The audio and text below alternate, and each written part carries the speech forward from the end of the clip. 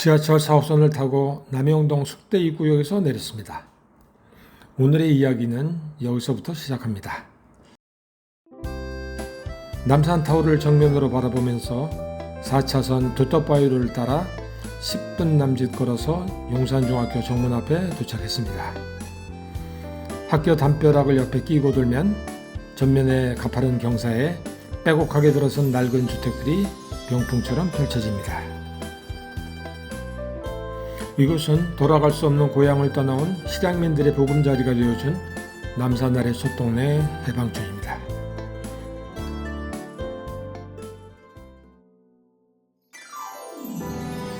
조국 해방 그리고 6.25 동란 때 북에서 내려온 실향민들이 움막과 판잣집을 짓고 터를 잡으면서 해방촌으로 불렸고, 이후 여러 소설과 영화에서 서울의 대표적인 빈민촌으로 묘사되기도 했습니다.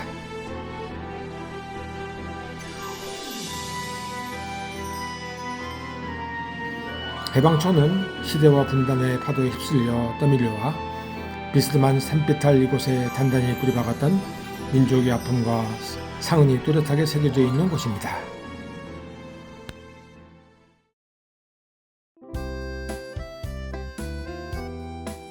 복잡하게 얽힌 전선줄 너머로 가파른 계단길 한가운데 마치 시간여행자를 태우려고 기다리는 경사로 승강기가 눈앞에 들어옵니다. 순간 언덕이 많은 포르투갈 리스본시에서 상페드로 알칸타라 전망대를 향해 오르내리는 푸니콜라가 떠올랐습니다.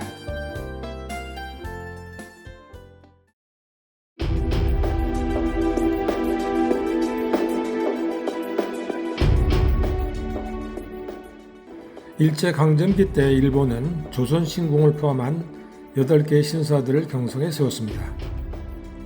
이 장소는 그들이 경성에 세운 마지막 신사, 경성 호국신사의 참배터를 향해 올라가는 108개의 계단이 시작하는 곳입니다. 일제는 메이지 유신 직후 막부시대 전투에서 죽은 군인들의 영혼을 신으로 추앙하기 위해 도쿄에 일본 최대 규모의 신사를 건립하였습니다. 이것의 당시 명칭은 쇼혼샤이며 지금의 야스쿠니 신사입니다. 중일전쟁과 태평양 전쟁 등 침략전쟁으로 인해 전사자가 늘어나자 일제는 그들의 전쟁에서 전사한 영령들의 위패를 야스쿠니 신사에 합사시켰습니다. 경성 호국신사는 야스쿠니 신사의 지부 형태로 경성에 세운 신사들 중에 하나입니다.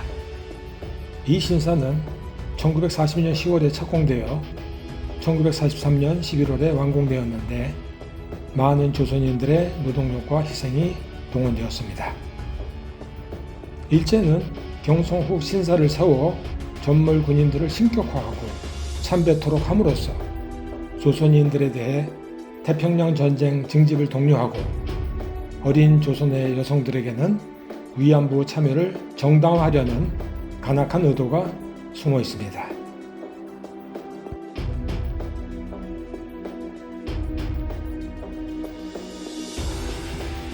승강기를 타는 대신 한 계단 한 계단 꼼꼼하게 헤아리면서 걸어 올랐습니다.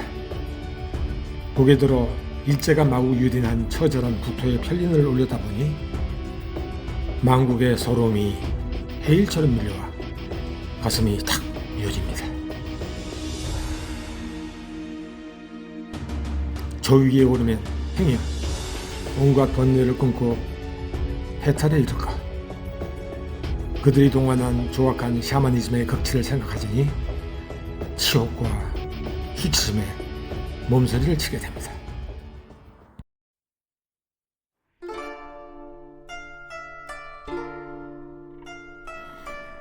그날이 오면은 삼각산 일어나 더덩실 춤이라도 추고 한강물이 뒤집혀 용수숨 칠 그날이 이 목숨이 끊기기 전에 와주기만 하량이면 나는 밤하늘에 나는 까마귀와 같이 종로의 인경을 머리로 들이받아 울리오리다. 두개골은 깨어져 산산조각이 나도 기뻐서 죽사오매 오히려 무슨 한이 남으오리까.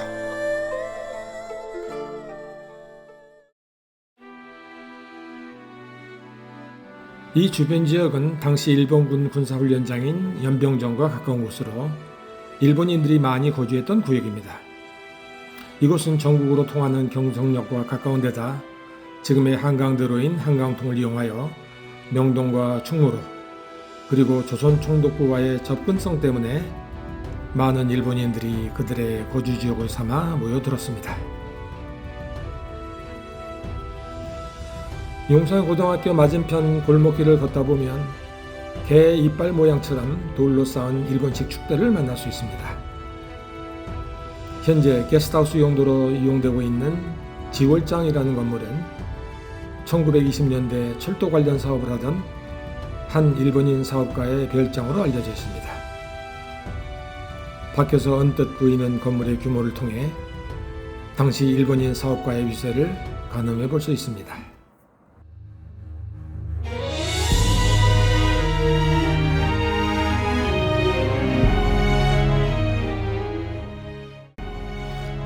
지금은 남의 땅 빼앗긴 들에도 봄은 오는가. 일본 제국의 패망과 함께 찾아온 조국 해방. 일제의 흔적은 광복과 함께 소리 소문 없이 하나씩 둘씩 사라졌습니다. 일제강점기 때 일본군 24단 사격장 그리고 경성폭 신사 자리였던 이곳 주변은 남산자락 소나무 숲이었습니다. 해방 이후 수없이 많은 월남민들이 이곳 주인 없는 나대지 비틀진 땅에 운막과 판잣집을 짓고 모여 살기 시작하면서 판자촌 달동네가 형성되었습니다.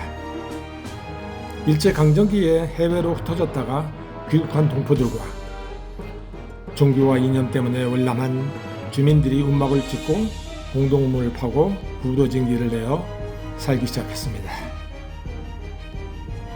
광복 이후 가장 먼저 남산 일대에 들어온 이들은 공산정권의 탄압을 피해 내려온 월남민들입니다.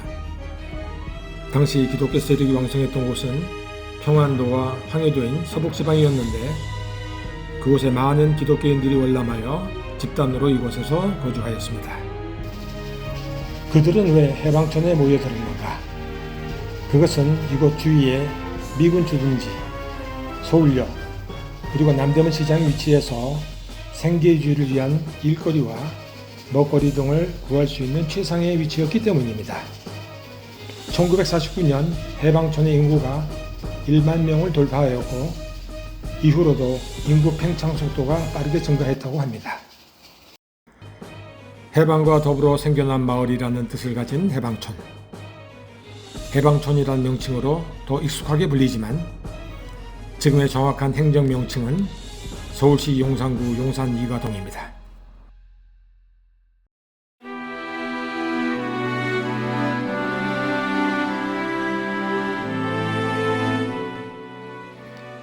광복 후 미군은 일제가 쓰던 관사를 점거해 해방 직후 먼저 이곳에 흘러들어온 실향민들을 다른 곳으로 강제 퇴거시켰습니다. 실향민들은 관사를 떠나 이곳 해방촌 일대에 다시 자리를 잡았습니다. 이후 해방촌에 6.25 전쟁으로 피난온 이들까지 합류하였습니다. 해방촌은 광복과 전쟁이라는 거대한 현대사의 파도에 쓸려온 이들을 끌어안았습니다. 이와 함께 운막과 판잣집으로 어지러운 해방촌에서의 고단한 이들의 삶이 이어지게 됩니다. 해방촌에 모인 귀국동포와 월남민, 피난민들은 봉투 붙이기, 군복 물들이기, 불법 담배 제조 등 단순 노동으로 생계를 유지했습니다. 작가 이범선은 해방촌을 모델로 한 그 작품 오발탄을 통해서 당시 고단한 해방촌의 생활 모습을 세심하게 잘 묘사하고 있습니다. 작품에는 전쟁 직후의 혼란 속에서 박봉에 시달리는 주인공 송초로, 세상을 방황하다 권총광도가 되어버린 남동생, 미군 양공주가 된 여동생, 전쟁으로 정신 이상자가 된 어머니, 아이를 낳다 죽은 아내, 그리고 영양실조에 걸린 어린 딸이 등장합니다. 작가는 자신의 의지와 상관없이 시대의 오발탄이 되어버린 사람들의 비극을 그렸습니다. 또한 주인공 송철의 어머니를 통해 남북 분단이 낳은 비극에 대해서도 조명하고 있습니다.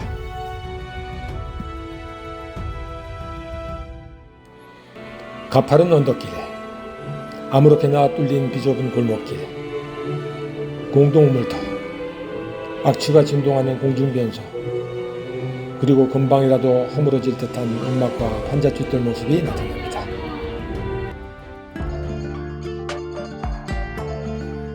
이 길은 험하고 고달픈 길, 아기를 업고 행상을 떠나는 어머니들이 고단하게 오르내린 길,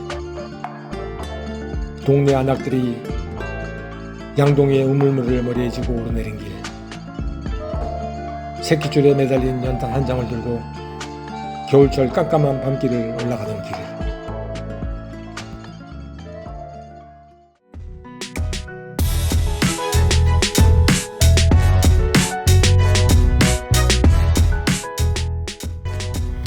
지월장에서 5분 정도 떨어진 곳에 있는 영락고리노는 1939년에 처음 신의주에 개원한 사회복지시설입니다. 당시 영락고리노는 소련 군정 아래서 많은 활동에 제약을 받자 한경직 목사는 원생들과 함께 월남해 이곳 남산 비탈에 자리를 잡았습니다. 그 후 1946년엔 충무로 일대에 월남리를 중심으로 하는 배단위 교회를 세웠는데 그곳이 지금의 영락교회입니다. 교회와 함께 있었던 영락고리논이 지금의 후암동 자리로 이전한 것은 1947년입니다. 108계단을 따라 올라가면 골목길 사이에 현재 사회복지법인 백산 해오름빌이라고 불리우는 곳이 나오는데 이곳의 옛 이름은 해방무자원입니다. 정전협정 체결 직전인 1953년 3월에 6.25 전쟁에서 남편과 아버지를 잃은 모자 가정을 지원하기 위해 설립된 사회복지시설로 지금도 어두운 곳에서 눈물 짓는 한부모 가족을 위해 밝은 햇빛이 되는 역할을 담당하고 있습니다. 해방타워가 서 있는 곳에 도착했습니다. 월남민들이 세운 학교 흔적도 여러 남아있는데 숭실학교가 그 대표적이라 하겠습니다. 숭실학교는 1897년 미국 장로교 선교사 위리엄 베어드가 평양에 설립했던 학교로 항일운동의 본고지라고 불렸습니다. 일사늑약 반대운동을 시작으로 105인 사건, 평양 3.1 독립 만세운동, 광주 학생운동, 그리고 신사참배 반대운동을 주도하는 세력의 최전선에는 언제나 숭실학교 재학생이나 졸업생 그리고 교사들이 있었습니다. 그러나 날이 갈수록 일제의 탄압은 더욱 심해졌고 결국 숭실학교는 자진 폐교를 결정했습니다. 당시 많은 지식인, 종교인들 중 상당수가 일본의 억압에 굴복한 데 반해 숭실학교는 끝내 신앙적 양심을 저버리지 않았습니다. 숭실학교가 자유를 찾아 서울로 내려온 시기는 해방 직후입니다. 그런데 그들이 다시 학교를 세운 터는 공교롭게도 일제의 신사참배 시설이었던 경성호국신사터입니다. 신사참배를 거부하다 폐교했던 학교가 다시 개교한 자리가 신사터인 것입니다. 역사의 아이러니가 아닐 수 없습니다. 숭실학교가 배출한 인물들은 셀 수 없이 많습니다. 대한민국 임시정부의 파수꾼 역할을 했던 차리석, 물산 장려운동을 이끈 민족운동가 조만식, 학도가를 작사한 음악가 김인식, 한국 현대소설의 거목 황순원, 민족시인 윤동주, 민주화운동과 통일운동의 거목 문익환 목사, 이 밖에도 숭실학교가 배출한 독립운동가와 사회지도자, 문화예술가는 대단히 많습니다. 해방촌에서 가장 높은 곳에 있는 해방교회를 찾아왔습니다. 이 교회는 1947년 27명의 평안북도 선천 출신 월남민들을 중심으로 이곳에 머릿돌을 놓았습니다. 멀리서 해방촌 일대를 바라볼 때 한복판 가장 높은 곳에 보이는 십자가가 바로 해방교회의 십자가입니다. 해방교회는 광복 이후 월남민들을 품어주었던 교회들 중에 하나입니다. 해방교회는 근방에 있는 해방촌 성당과 함께 월남민들을 중심으로 하는 사회 공동체 커뮤니티를 형성하여 그들의 일상생활에서 뿐만 아니라 정신적으로도 단단한 지주 역할을 한 것입니다. 해방교회 근처에는 보성여중과 보성여고가 있습니다. 이 학교들은 1907년에 평안북도 선천에서 미국 선교사 노먼 휘트모어가 설립했는데 1950년에 월남에 이곳에 다시 교문을 열고 지금까지 참된 한국 여성 육성에 힘쓰고 있습니다.